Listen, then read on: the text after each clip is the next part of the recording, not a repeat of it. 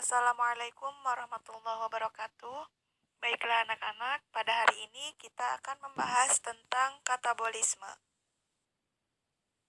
Nah, pada bab sebelumnya kita telah membahas apa itu metabolisme ya. Nah, sekedar mengingatkan lagi, metabolisme ini adalah proses serangkaian reaksi kimia yang terjadi pada sel hidup suatu organisme. Di mana metabolisme ini dibagi ke dalam dua bagian. Yang pertama ada katabolisme, yang kedua ada anabolisme. Nah, katabolisme ini diibaratkan ketika kita melakukan aktivitas, misalnya berolahraga. Nah, dalam tubuh terjadi pembakaran glukosa dan lemak menjadi energi atau panas. Nah, pemecahan glukosa dan lemak atau bahan makanan lain yang menghasilkan energi atau panas itu disebut katabolisme. Dengan kata lain, katabolisme ini dapat diartikan sebagai proses pemecahan molekul-molekul kompleks menjadi molekul-molekul yang lebih sederhana dengan menghasilkan sejumlah energi yang bertujuan untuk pembongkaran atau penguraian suatu molekul. Nah, katabolisme ini contohnya itu apa? Respirasi. Di mana respirasi ini adalah proses reduksi, oksidasi, dan dekomposisi baik menggunakan oksigen maupun tidak dari senyawa organik kompleks menjadi senyawa lebih sederhana. Dan dalam proses tersebut dibebaskanlah sejumlah energi. Nah, respirasi ini terbagi ke dalam dua bagian, ada respirasi aerob dan respirasi anaerob. Respirasi aerob ini apa? Nah, respirasi ini respirasi yang memerlukan oksigen. Sedangkan respirasi anaerob reaksi yang tidak memerlukan oksigen. Respirasi anaerob hanya dapat dilakukan oleh kelompok mikroorganisme tertentu atau bakteri, sedangkan pada organisme tingkat tinggi belum diketahui kemampuannya untuk melakukan respirasi anaerob ya. Nah, kemudian apa itu anabolisme? Nah, anabolisme ini adalah peristiwa penyusunan zat dari senyawa sederhana menjadi senyawa lebih kompleks yang berlangsung dalam tubuh makhluk hidup. Nah, penyusunan senyawa kimia ini umumnya memerlukan energi, misalnya energi cahaya dalam fotosintesis dan energi kimia dalam kemosintesis. Nah, untuk yang pertama kita akan membahas respirasi aerob. Di sini sudah ada siklus singkat dari respirasi aerob ya. Nah, di mana tahap respirasi aerob ini memiliki 4 tahapan. Yang pertama ada tahap glikolisis, yang kedua ada pembentukan asetil koenzim A, yang ketiga ada siklus Krebs, yang keempat ada sistem transport elektron. Nah, untuk respirasi anaerob ini ada 2 tahapan. Yang pertama ada fermentasi alkohol, yang kedua ada fermentasi asam laktat.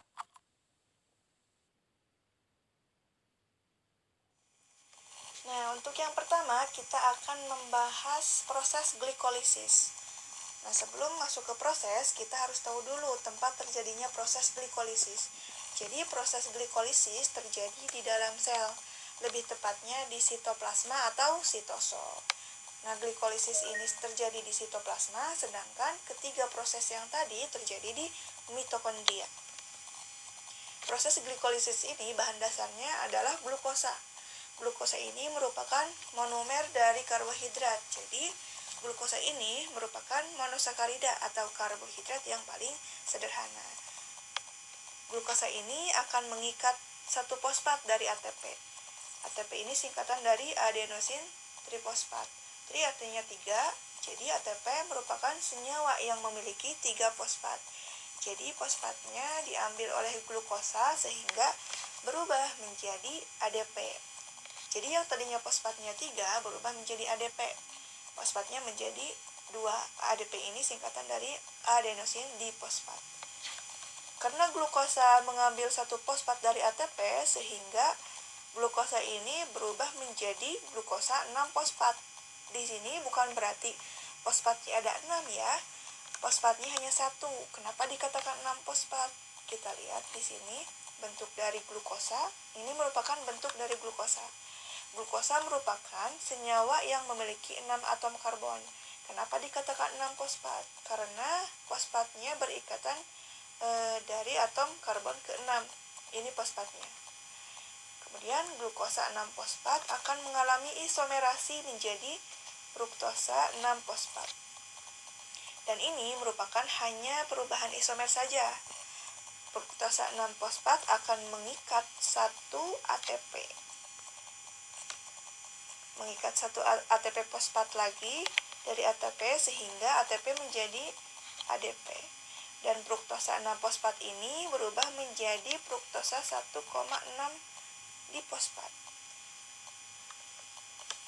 Nah, kenapa namanya jadi difosfat? Ini menyatakan bahwa fosfatnya itu ada dua.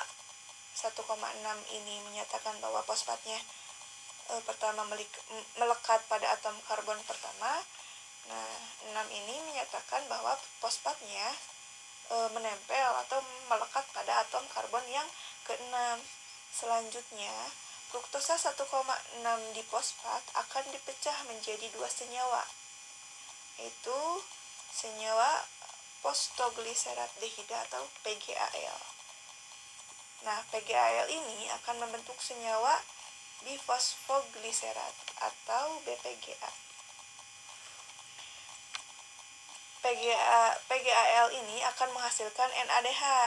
Jadi, NADH ini merupakan energi, hanya saja dalam bentuk NADH, belum bisa digunakan oleh tubuh.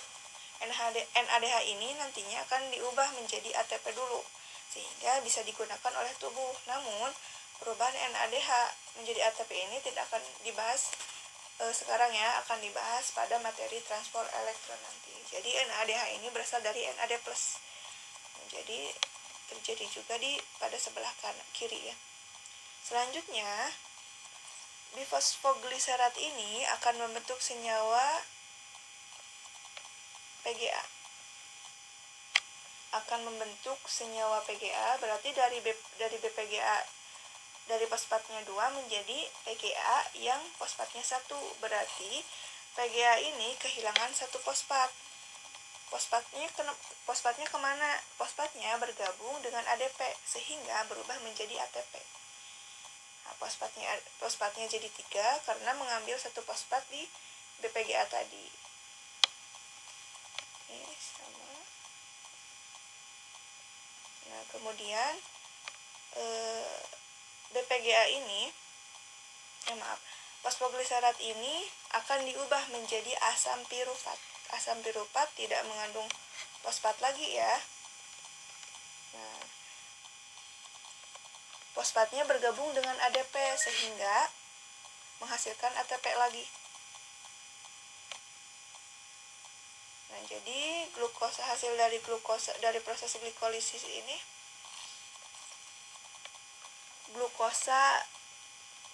jadi gini.